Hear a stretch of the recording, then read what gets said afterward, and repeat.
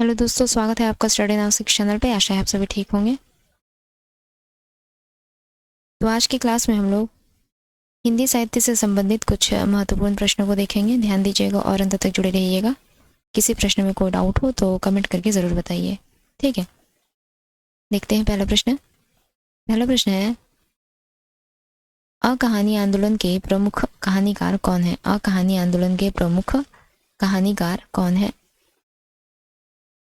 तो अकहानी आंदोलन के प्रमुख कहानीकार रहे डॉक्टर गंगा प्रसाद विमल, जगदीश चतुर्वेदी और रविंद्र कालिया, दूधनाथ सिंह और श्रीकांत वर्मा, या फिर उपर्युक्त सभी। तो अकहानी आंदोलन के प्रमुख कहानीकार ये सभी माने जाते हैं। यहाँ पर जितनों का नाम लिखा गया है, ठीक है। डॉक्टर गंगा प्रसाद विमल, जगदीश चतुर्वेदी और रविंद्र कालिया, दूधनाथ सिंह और श्रीकांत वर्मा। आगे बढ़ेंगे। अगला प्रश्न है, 21वीं सदी का लड़का किस कहानीकार की कृति है? 21वीं सदी का लड़का 21वीं सदी का लड़का किस कहानीकार की कृति है? तो 21वीं सदी का लड़का क्षमा शर्मा नामक कहानीकार की कृति है। 21वीं सदी का लड़का क्षमा शर्मा नामक कहानीकार की कृति है।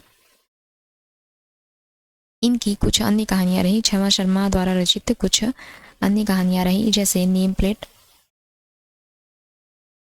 ठीक है, नेम प्लेट। इसके अलावा रास्ता छोड़ो डार्लिंग, रास्ता छोड़ो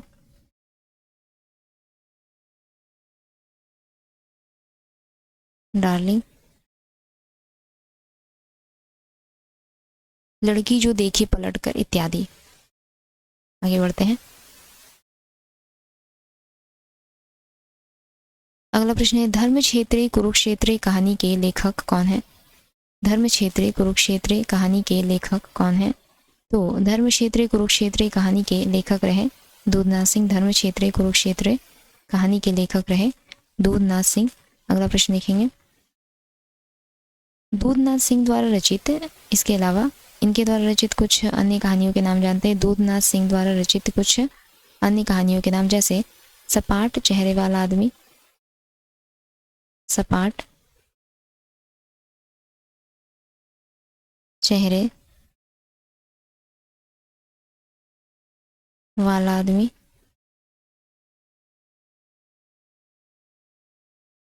इसके अलावा सुखांत,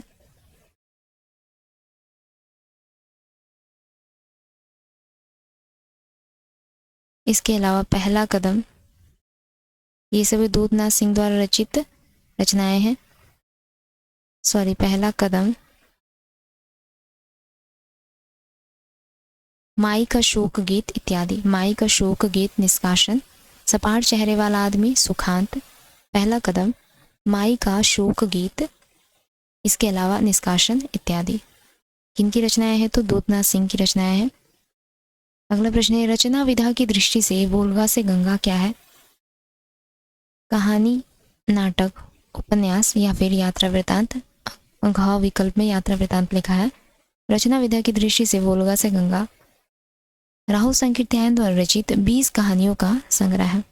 रचना विधा की दृष्टि से वोल्गा से गंगा राहुल संकीर्त्यायन द्वारा रचित 20 कहानियों का संग्रह है, ठीक है। आगे बढ़ेंगे, देखते हैं अगला प्रश्न। अगला प्रश्न है, कविता की नई तारीख किसकी कहानी है? कविता की नई तारीख किसकी कहानी है? तो कविता की नई तारीख, कविता की नई तारीख काशीनाथ सिंह की कहानी है। कविता की नई तारीख काशीनाथ सिंह की कहानी है। कब प्रकाशित हुई? कविता की नई तारीख कहानी कब प्रकाशित हुई? तो 2012 में यह कहानी प्रकाशित हुई है।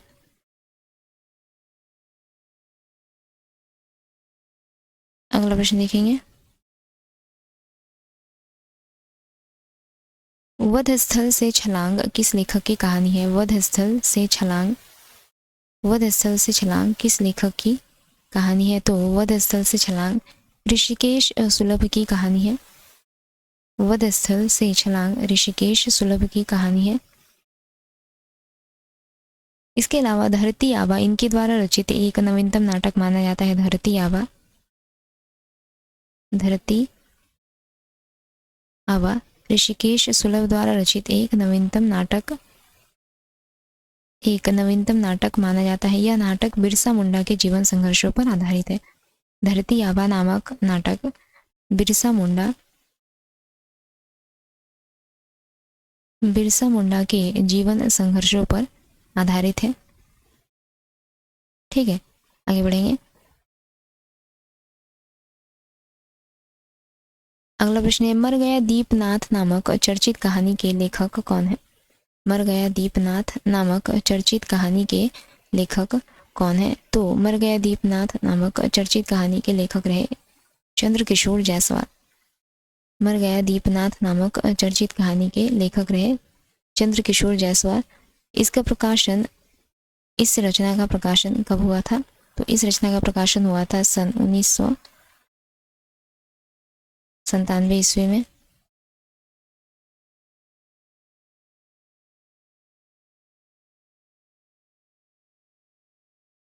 आगे बढ़ेंगे।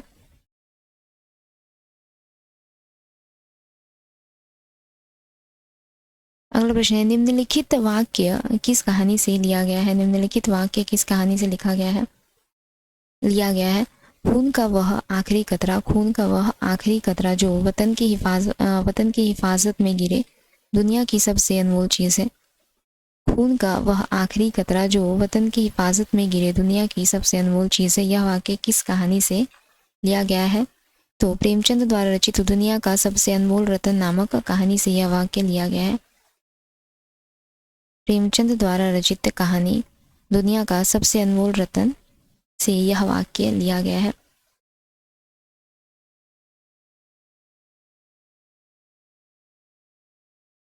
यह कहानी कानपुर की एक उर्दू पत्रिका जमाना में सन 1907 ईस्वी में प्रकाशित हुई थी। यह कहानी कानपुर की एक उर्दू पत्रिका जमाना में सन 1907 ईस्वी में प्रकाशित हुई थी। आगे बढ़ते हैं।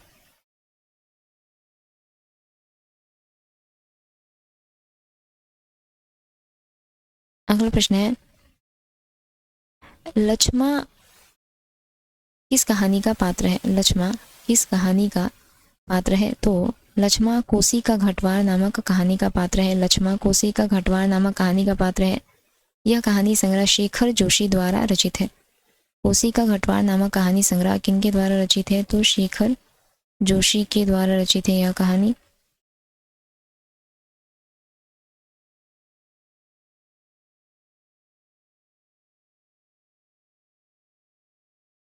आगे बढ़ते हैं।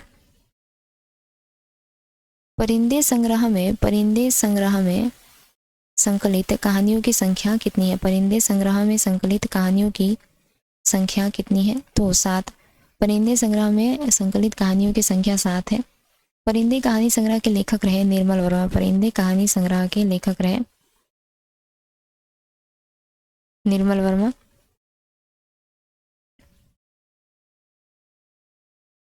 इनके द्वारा रचित कुछ अन्य कहानियां हैं। निर्मल वर्मा के द्वारा रचित कुछ अन्य कहानियां हैं जैसे जलती झाड़ी,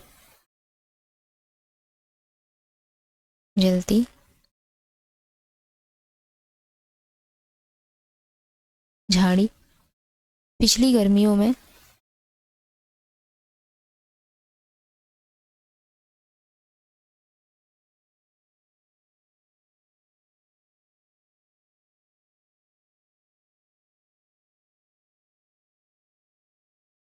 गर्मियों में, इसके अलावा बीच बहस में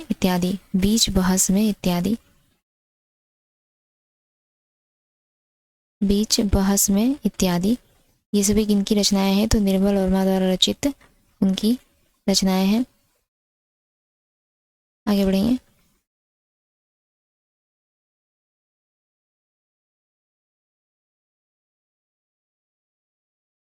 अगला प्रश्न है, निम्न में से कौन सी कहानी ठुमरी कहानी संग्रह में संकलित नहीं है? इनमें से कौन सी कहानी ठुमरी कहानी संग्रह में संकलित नहीं है? तो आदिम रात्रि की महक ठुमरी कहानी संग्रह में संकलित नहीं है। ठुमरी कहानी संग्रह के लेखक रहे ठुमरी कहानी संग्रह के लेखक कौन रहे? तो रेणु, फणीश्वर नाथ रेणु। ठुमरी कहानी संग्रह के लेखक रहे फणीश्वर नाथ रेणु।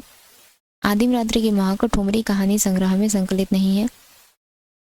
ठुमरी कहानी संग्रह किनका कहानी संग्रह है? तो फणीश्वर नाथ रेणु का। इसके अलावा आदिम रात्रि की महक एक कथा संग्रह है। आदिम रात्रि की महक एक कथा संग्रह है। इस संग्रह में कुल 14 कहानियां संकलित है। इस संग्रह में कुल 14 कहानियां संकलित है, जिसके लेखक फणीश्वर नाथ रेणु ही रहते हैं। आदिम रात्रि की महक नामक कथा संग्रह के लेखक फणीश्वर नाथ रेणु ही रहते हैं। इसमें 14 कहानियां संकलित की गई हैं। अगला प्रश्न है, प्रगतिशील साहित्य की समस्याएं निबंध संग्रह के लेखक कौन है? प्रगतिशील, यहाँ पर प्रगतिशील हो जाएगा। प्रगतिशील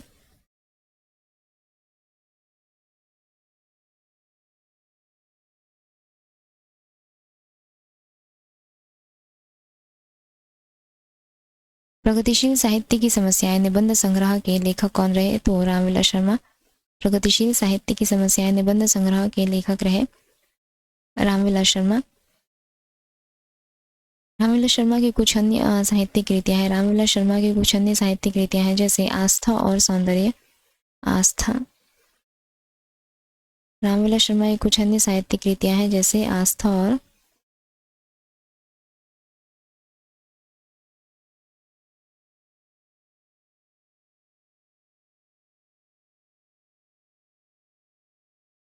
आस्था और सौंदर्य। इसके अलावा परंपरा का मूल्यांकन। परंपरा का मूल्यांकन।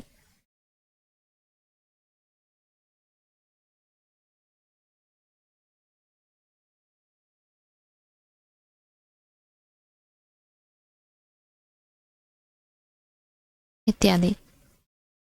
आस्था और सौंदर्य, परंपरा का मूल्यांकन इत्यादि। आगे बढ़ेंगे।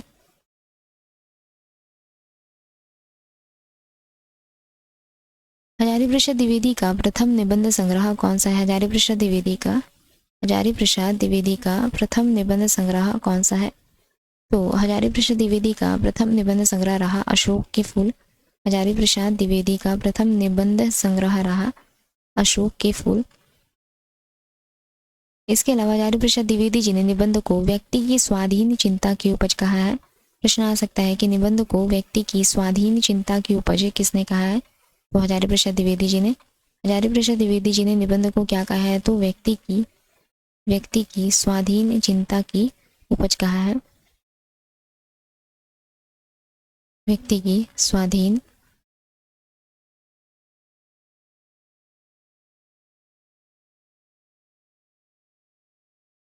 चिंता की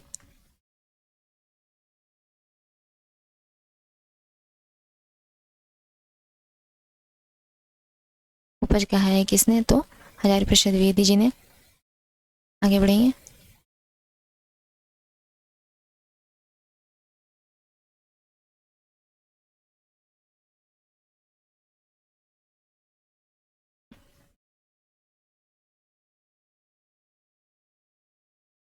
अगला प्रश्न है, भाइयों अब तो नींद से जागो, भाइयों अब तो नींद से जागो, अपने देश की सब प्रकार से उन्नति करो जिससे तुम्हारी भलाई हो, वैसी ही किताब पढ़ो। यह कथन किस निबंध से लिया गया है? भाइयों अब तो नींद से जागो, अपने देश की सब प्रकार से उन्नति करो जिससे तुम्हारी भलाई हो, वैसी ही किताब पढ़ो। यह कथन किस निबंध से लिया गया है? तो यह कथन भारत वर्षोन्नति कैसे हो सकती है नामक निबंध से लिया गया है।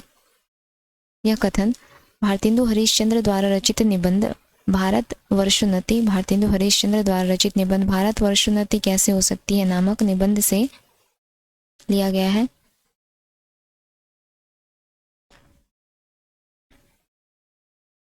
अगला प्रश्न है,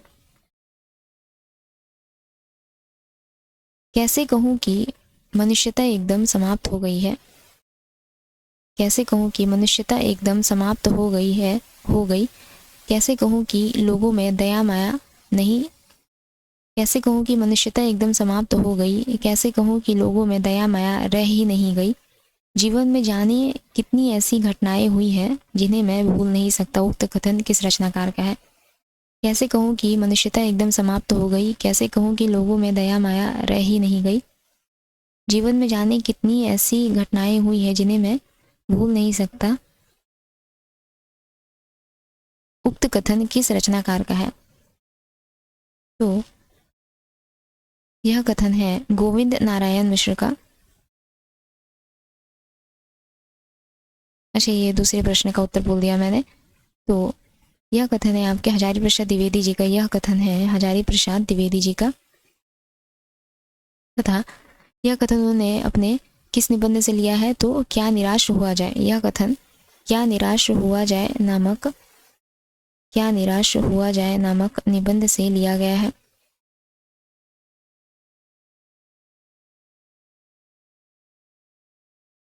हजारी प्रसाद द्विवेदी जी ने यह कथन क्या निराश हुआ जाए नामक निबंध से लिया है।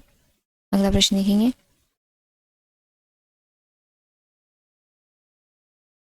हिंदी में ऐसा कौन निबंधकार है जिसके ध्यान में लिखते समय बाण और दंडी रहा करते थे? हिंदी में ऐसा कौन निबंधकार है जिसके ध्यान में लिखते समय बाण और दंडी रहा करते थे? तो गोविंद नारायण मिश्र। गोविंद नारायण मिश्र एक ऐसे निबंधकार है जो लिखते वक्त अपने ध्यान में बाण और दंडी को रखा करते थे। आगे बढ़ेंगे।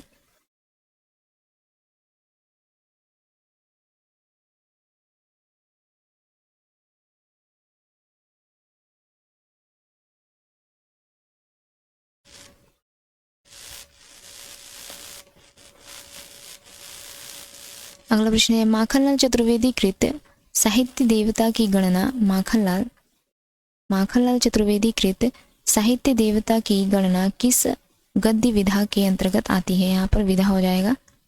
माखनलाल चतुर्वेदी कृत साहित्य देवता की गणना किस गद्य विधा के अंतर्गत आती है? तो निबंध के अंतर्गत आता है। निबंध है साहित्य देवता नामक रचना क्या है? कौन सी विधा की रचना है? तो एक गद्य विधा की रचना है।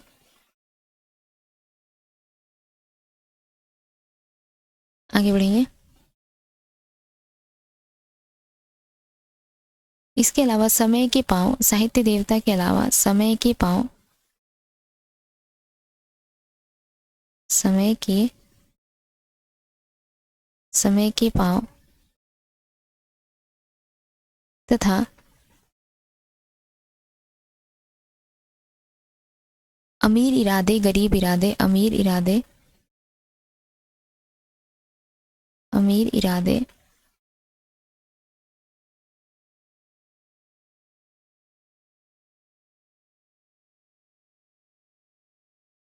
गरीब इरादे अमीर इरादे गरीब इरादे नामक गद्यात्मक कृति भी माखनलाल चतुर्वेदी के द्वारा रचित है। ठीक है, ये दोनों रचनाएं भी जो कि महत्वपूर्ण है माखनलाल चतुर्वेदी द्वारा रचित है। अगला प्रश्न है हिंदी नए चाल में ढली यह कथन किसका है? हिंदी नए चाल में ढली हिंदी नए चाल में ढली यह कथन किसका है? तो हिंदी नए चाल में ढली यह कथन रहा भारतेंदु हरिश्चंद्र का। भारतेंदु हरिश्चंद्र जी ने अपने पुस्तक कालचक्र में यह कथन कहा है। भारतेंदु हरिश्चंद्र ने अपने पुस्तक कालचक्र में इस कथन का जिक्र किया है, हिंदी नई चाल में ढली।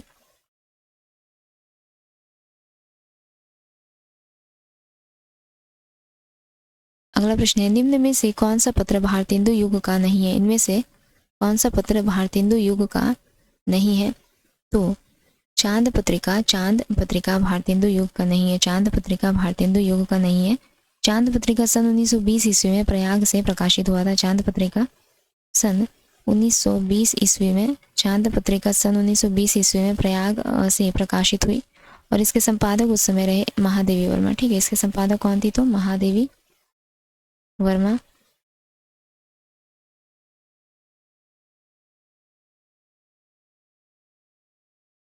इसके अलावा सन 1923 ईस्वी में चांद पत्रिका का प्रकाशन मासिक पत्र के रूप में होने लगा। सन 1923 ईस्वी से चांद पत्रिका का प्रकाशन एक मासिक पत्रिका के रूप में होने लगा तथा इसके संपादक रहे उस समय राम रख सहगल। इसके संपादक कौन रहे उस समय? राम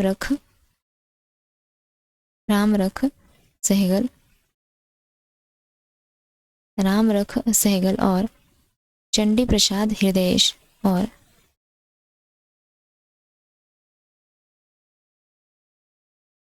चंडी प्रसाद चंडी प्रसाद,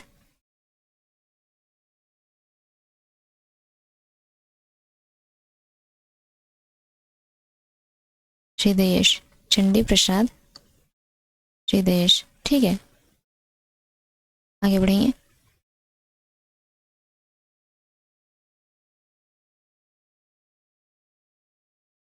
अगला प्रश्न है, वर्ष 2018 में साहित्य अकादमी पुरस्कार से किस लेखिका को सम्मानित किया गया? वर्ष 2018 में साहित्य अकादमी पुरस्कार से किस लेखिका को सम्मानित किया गया? तो चित्रा मुद्गल को वर्ष 2018 में साहित्य अकादमी पुरस्कार से चित्रा मुद्गल को सम्मानित किया गया। उनकी किस रचना के लिए? तो पोस्ट बॉक्स, उनके उपन्यास, चित्रा मुद्गल के उपन्यास पोस्ट बॉक्स।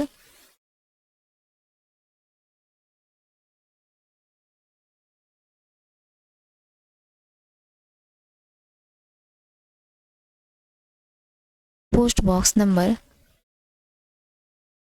203 नाला सुपारा, पोस्ट बॉक्स नंबर 203 नाला सुपारा नामक उपन्यास के लिए चित्रा मुद्गल को सन 2018 ईस्वी में साहित्य अकादमी पुरस्कार से सम्मानित किया गया।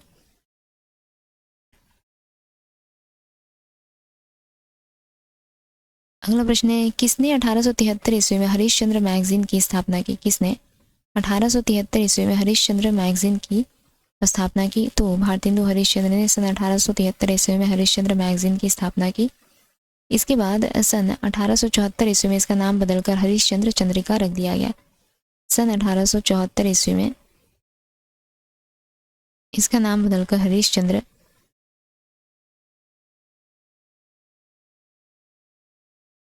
चंद्रिका रख दिया गया। आगे बढ़ेंगे। भाषा संवर्धनी सभा के संस्थापक कौन थे? भाषा संवर्धनी सभा के संस्थापक कौन थे? तो भाषा संवर्धनी सभा के संस्थापक रहे बाबू तोताराम। भाषा संवर्धनी सभा के संस्थापक रहे बाबू तोताराम।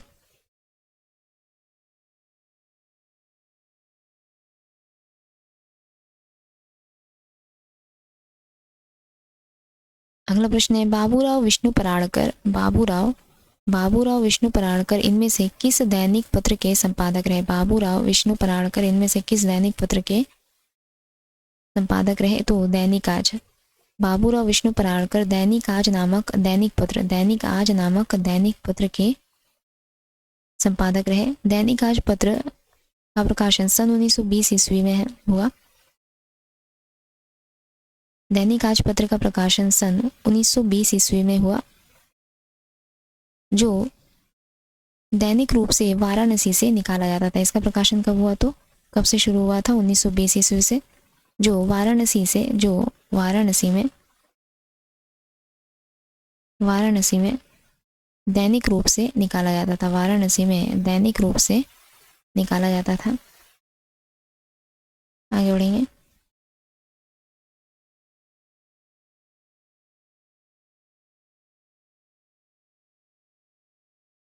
तद्भव पत्रिका के संपादक कौन रहे? तद्भव पत्रिका के संपादक कौन रहे? तो तद्भव पत्रिका के संपादक रहे अखिलेश। तद्भव पत्रिका के संपादक रहे अखिलेश। तद्भव पत्रिका के संपादक रहे अखिलेश।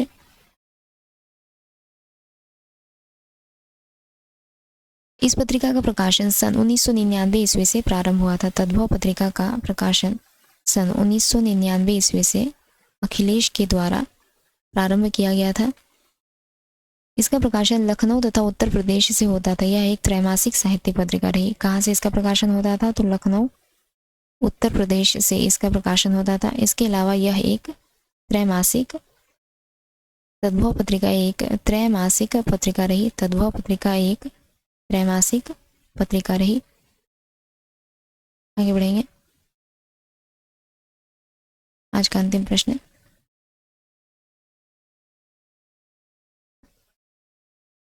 मेरठ के पंडित गौरी दत्त की नागरी प्रचार के लिए की गई सेवाओं में से एक पत्रिका नहीं है। मेरठ के पंडित गौरी दत्त की नागरी प्रचार के लिए की गई सेवाओं में से एक पत्रिका नहीं है। कौन सी? तो गीतिका। मेरठ के पंडित गौरी दत्त, मेरठ के पंडित गौरी दत्त की नागरी प्रचार के लिए की गई सेवाओं में से एक पत्रिका नहीं है। कौन सी? गीतिका। पंडित गौरी दत्त देवनागरी के प्रथम प्रचारक माने जाते थे। पंडित गौरी दत्त देवनागरी के प्रथम प्रचारक, देवनागरी के प्रथम प्रचारक माने जाते थे।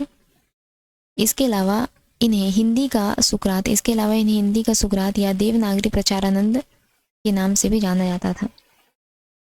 गौरी दत्त को हिंदी का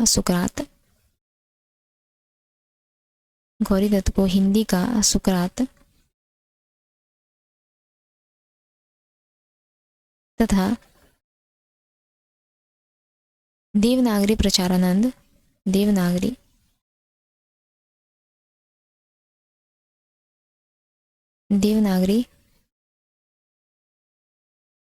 प्रचारानंद के नाम से भी जाना जाता था। ठीक है, हिंदी का सुकरात या देवनागरी प्रचारानंद के नाम से भी जाना जाता था पंडित गौरी दत्त को।